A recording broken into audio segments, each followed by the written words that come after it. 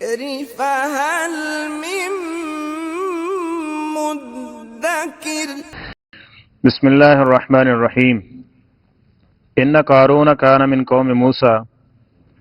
بے شک قارون یہ موسیٰ علیہ السلام کی قوم میں سے تھا۔ فبغى علیہم، تو اس نے سرکشی کی ان پر۔ وآتیناہ من الکنوز، اور ہم نے اس کو خزانے دے رکھے تھے۔ ما ان مفاتیحہ، کہ اس کی چابیاں لتنو، البتہ بھاری ہوتی تھیں، بالعصبۃ، ایک بڑی جماعت پہ، اولو القوہ، زبردست قوت و طاقت والی۔ اذ قال لہ قومہ، جب اس سے اس کی قوم والوں نے کہا، لا تفرح، اتراؤ مت، ان اللہ، بے شک اللہ تعالیٰ، لا يحب الفرحین، اترانے والوں کو پسند نہیں کرتا۔ وابتغی، اور تلاش کرو، فیما، اس چیز کے ساتھ، آتاک اللہ، جو اللہ تعالیٰ نے تجھے دے رکھا ہے، الدار الآخرہ، آخرت کے گھر کو۔ ولا تنس نصیبک، اور مت بھولو اپنا حصہ، من الدنیا، جو تجھے دنیا میں دیا گیا ہے۔ وأحسن، اور احسان کرتے رہو، کما احسن اللہ الیک، جس طرح اللہ تعالیٰ نے تجھ پر احسان کیا ہے۔ ولا تبغی الفساد فی الارض، اور زمین میں فساد مت ڈھونڈو۔ ان اللہ، بے شک اللہ تعالیٰ، لا يحب المفسدین، فساد مچانے والوں کو پسند نہیں کرتا۔ قال، اس نے کہا، انما، یقیناً، اوتیتہ علی علم عندی، یہ مجھے میرے علم کی وجہ سے دیا گیا ہے۔ اولم یعلم، کیا نہیں وہ جانتا، ان اللہ، کہ بے شک اللہ تعالیٰ نے، قد اہلک من قبلہ، یقیناً ہلاک کیے اس سے پہلے، من القرون، کئی بستی یا زمانے والوں کو، من ہوا اشد منہ قوہ، جو اس سے زیادہ قوت و طاقت والے تھے، واکثر جمع، اور زیادہ لاؤ لشکر والے تھے، ولا یسأل، اور نہیں پوچھا جاتا، عن ذنوبہم المجرمون، مجرموں سے ان کے گناہوں کے بارے میں۔ جناب موسیٰ علیہ السلام کے خلاف جو دنیاوی مال و دولت سمیت اپنے اقتدار کو استعمال کرنے والے لوگ تھے، فرعون اور اس کے ماتحت حامان تھا اور قارون تھا، یہاں اس کا ذکر کیا جا رہا ہے کہ یہ قارون یہ بھی موسیٰ علیہ السلام کی قوم میں سے تھا، اور موسیٰ علیہ السلام نے اس کو دعوت دی، اللہ تعالیٰ کے احکامات پہنچائے۔ فبغى علیہم، تو اس نے موسیٰ علیہ السلام سمیت جو ان کی قوم تھی ان کو بھی، ان کے اوپر بھی بغاوت شروع کر دی، یعنی ظلم و زیادتی ان کے ساتھ بھی۔ وآتیناہ من الکنوز، اور یہ کس وجہ سے تھا کہ ہم نے اس کو خزانے دے رکھے تھے، اور خزانوں کی اندازہ اس بات سے لگائیں کہ وہ اس حد تک تھے، یعنی اتنے تھے کہ ما ان مفاتیحہ لتنوء بالعصبۃ اولي القوہ، کہ خزانوں کا کیا اندازہ ہو سکتا ہے، جو خزانے جہاں رکھے ہوئے ہیں، ان کمروں کو جو تالے لگے ہوئے ہیں، ان تالوں کی چابیاں اٹھانے کے لیے ایک مضبوط بڑی جماعت جو تھی وہ اس کے اوپر بھاری ہو جایا کرتی تھی، یعنی اتنی اس کی چابیاں تھی خزانوں کی، کہ اونٹوں کی ایک بہت مضبوط جانور ہے، اونٹوں کی ایک جماعت ہوتی تھی کہ جو اس کی صرف چابیاں اٹھانے کے لیے ہوتی تھی۔ اب چابیاں اٹھانے کے لیے کیوں ذکر کیا گیا ہے، اس کی مختلف توجیحات محدثین نے، مفسرین نے کی ہیں، کہ وہ اس حد تک لالچی اور دنیا پرست تھا کہ اس کو کسی دوسرے کے اوپر اعتماد نہیں تھا،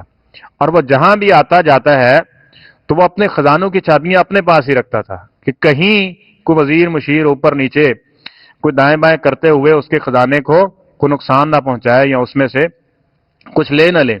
تو یعنی اس حد تک وہ بخل کی حد تک پہنچا ہوا تھا، اور نبی کریم صلی اللہ علیہ وسلم نے فرمایا، اور جب کوئی شخص بخل کی انتہا کو پہنچ جاتا ہے پھر اللہ تعالیٰ کے عذاب اس پہ برسنا شروع ہو جاتے ہیں۔ انما اہلک من کان قبلکم البخل، جو سابقہ قوموں کی ہلاکت کے اسباب تھے نا، ان میں سے ایک یہ بھی تھا کہ وہ بخیل تھے۔ کس معاملے کے اندر؟ اب بخیل دنیا داری کے نہیں، حقوق لوگوں کے ادا کرنے میں، یعنی جو اللہ تعالیٰ نے فرض کیے ہوئے ان بارے کے ان چیزوں کے اندر بخیل تھے، تو اس بخل کی وجہ سے ان کی بربادی اور تباہی کا سامان کر دیا گیا۔ تو اذ قال لہ قومہ لا تفرح، جب اس کی قوم والوں نے اس کو کہا کہ لا تفرح، اتراؤ مت، جس طرح شیخی بگاڑنا، پھولنا، غرور اور تکبر کرنا کہ میرے پاس یہ ہے فلاں ہے، اپنی دولت کے گھمنڈ میں آ کے دوسروں کو حقیر سمجھنا ہے، ان کو گھٹیا سمجھنا، اور اس کی بدولت ان کے اوپر اپنا روب جمانا اور اپنے ظلم و زیادتی ان پہ ڈھانا اور اپنی منمانی کے کام کروانا۔ تو فرمایا ان اللہ لا يحب الفرحین، جو شخص اللہ کی دی ہوئی دولت پہ اس کا شکر ادا کرنے کے بجائے کیا کرتا ہے، اس کی مخلوق کو حقیر سمجھتا ہے اور تکبر کرتا ہے، غرور کرتا ہے، اللہ تعالیٰ ایسے بندے کو پسند نہیں کرتے۔ تو فرمایا وابتغی فیما آتاک اللہ الدار الآخرہ، اللہ تعالیٰ نے تجھے دیا ہے، سیاح بن، اس کو اللہ کے راستے میں خرچ کر کے آخرت کا گھر تعمیر کر لے اس کے لیے۔ یعنی عطا کرنے والا کون ہے؟ وہ اللہ تعالیٰ کی ذات ہے، اور مقصد کیا ہے؟ یہ آزمائش ہے کہ تم اس کے دیے ہوئے کو اس کے بتائے ہوئے اصولوں کے مطابق جو ہے وہ بسر کر کے، گزار کے تم آخرت کا گھر خرید سکتے ہو، یا پھر اس کی دی ہوئی دولت کو اس کی نافرمانی اور بغاوت کر کے اس سے بھی محروم ہو جاتے ہو، اور پھر آخرت میں بھی بد نصیبوں اور شقی جو لوگ ہیں ان کے اندر شامل ہو جاتے ہو۔ تو وابتغی فیما آتاک اللہ الدار الآخرہ، یہ جو اللہ تعالیٰ نے دے رکھا ہے اس کے ذریعے اپنے آخرت کو خریدو۔ ولا تنسا نصیبک من الدنیا، اور یہ مت بھولو کہ دنیا سے آپ کیا کچھ لے جا سکتے ہو، کتنا کچھ بھی ہے۔ نبی کریم صلی اللہ علیہ وسلم نے وہ واضح کر دی ہے، بڑی معروف حدیث آپ سنتے رہتے ہیں کہ آدم صبح سے لے کے شام تک، ابن آدم جو ہے صبح سے لے کے شام تک، زندگی کے آخری لمحے تک کہتا رہتا ہے مالی مالی مالی، یہ بھی میرا، یہ بھی میرا، وہ بھی میرا ہے، یہ بھی اکٹھا کر لو، وہ بھی اکٹھا کر لو، ادھر سے بھی لے آؤ، یہ سارا کچھ۔ لیکن حالانکہ اس کا ہے کیا؟ فرمایا کہ ما اکل افافنا، جو کھا لیا ختم کر دیا، مالا بھی صفابلا، پہن لیا بسیدہ کر دیا، اور تیسرا یہ ہے کہ جو اس نے اللہ کے راستے میں خرچ کیا فہو اجرا، اس کو کیا کر دیا؟ جاری کر دیا، ٹھیک ہے۔ اس کے علاوہ جو ہے وہ اس کا نہیں ہے، فہو لوراثتہ، یہ انسان چلا جائے گا، وہ اس کے کسے ورثاء کے اندر تقسیم کر دیا جائے گا۔ اور ورثاء پھر کیا کرتے ہیں اس کے ساتھ؟ جب اس شخص نے اپنی اس دولت کے ذریعے آخرت نہیں خریدی تو کیا خیال ہے جن کو یہ دولت دے کے جا رہا ہے، جن کو مفت میں ملی ہے، وہ اس کے لیے خرچ کریں گے؟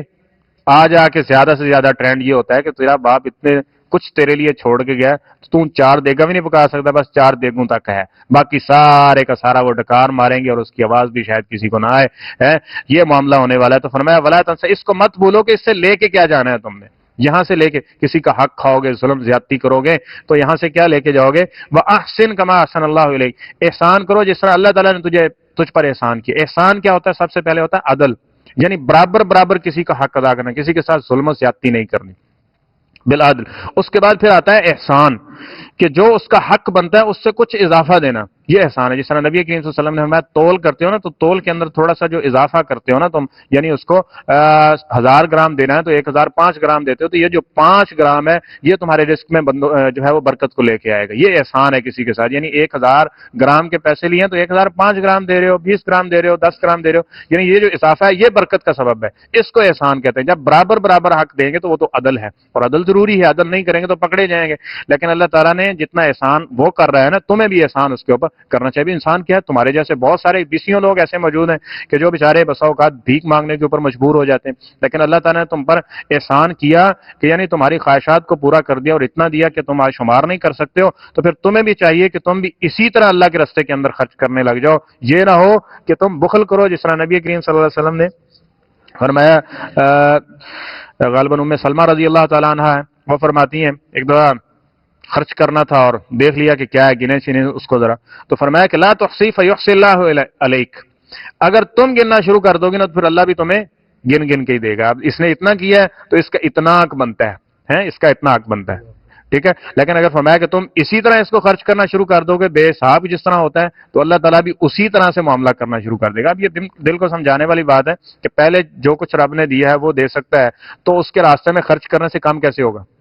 ٹھیک ہے، وہ اور زیادہ اس کی صورت میں عطا کر سکتا ہے۔ تو یہی فرمایا وَأَحْسِن كَمَا أَحْسَنَ اللَّهُ إِلَيْكَ، جس طرح اللہ تجھ پہ احسان کر رہا ہے نا تو تجھے بھی احسان کرنا چاہیے، نہ ظلم و زیادتی کرنا چاہیے اور نہ ہی بخل کرنا چاہیے۔ تو فرمایا کہ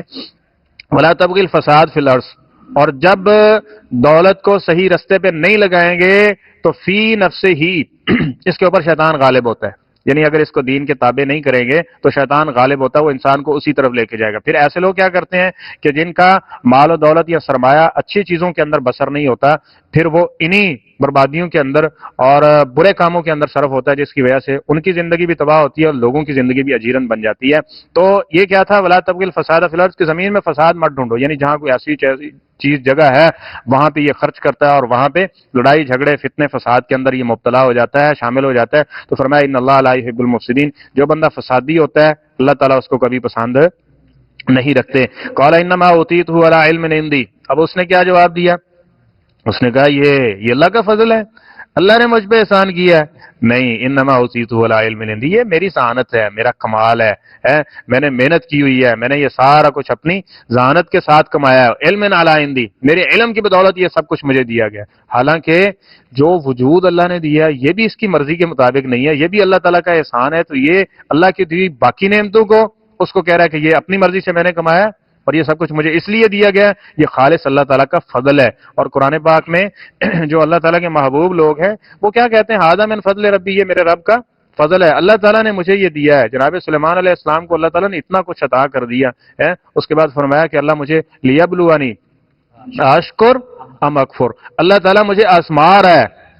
ٹھیک ہے، اللہ مجھے آزما رہا ہے کہ میں شکر کرتا ہوں یا اس کی ناشکری کرتا ہوں، کن لوگوں کے اندر شامل ہوتا ہوں، ٹھیک ہے۔ تو یہ سوچ، اور یہاں کیا ہے؟ کہتا ہے اوتیتہ علی علم عندی، کمایا ہے، میں نے محنت کی ہے، اس میں میں نے اپنے دن رات صرف کیا ہوا ہے۔ تو اللہ تعالیٰ فرماتے ہیں اولم یعلم ان اللہ قد اہلک من قبلہ من القرون، یہ جانتا نہیں ہے کہ اس سے پہلے ہم نے کتنے زمانے اور کتنی بستیوں والوں کو ہلاک کیا، من ہوا اشد منہ قوہ، جو اس سے بھی بڑے قارون تھے، اس سے بھی زیادہ مال و دولت والے تھے، اس سے بھی زیادہ سرمایہ والے تھے، وہ اکثر جمع، اور ان کا لاؤ لشکر، ان کی فوج اس سے بھی زیادہ مضبوط تھی۔ ولا یسأل عن ذنوبہم المجرمون، اللہ تعالیٰ مہلت دیتا ہے، لیکن پھر جب پکڑ آتی ہے تو پھر پوچھا نہیں جاتا کہ تم نے گناہ کیا کہ نہیں، کیونکہ مجرم کیا گناہ سمجھتا ہے؟ مجرم تو اپنے جرم کو بھی سمجھتا ہے کہ میں نے جس طرح یہ جرم تھا کتنا بڑا، جو کہہ رہا ہے اوتیتہ علی علم عندی، لیکن مجرم اپنے جرم کا اس کو احساس نہیں ہوتا۔ فرمایا جب پکڑ آتی ہے نا تو پھر مجرموں سے نہیں پوچھا جاتا کہ تم نے یہ جرم کیا کہ نہیں کیا، اللہ کا اصول ہے، اس میں یہ چیز کنفرم ہوگی کہ اس شخص نے ظلم کیا ہے، زیادتی کی ہے، اس نے جو ہے خلاف شرع کام کیا ہے، تو فرمایا اس وقت پھر اللہ تعالیٰ کی پکڑ آتی ہے اور پھر ان سے کچھ پوچھ گچھ نہیں ہوتی، پھر اللہ تعالیٰ کا حکم اور آرڈر وہی چلنے والا ہوتا ہے۔ اللہ تعالیٰ ہمیں ظلم و زیادتی سے محفوظ فرمائے۔ صدق اللہ العظیم۔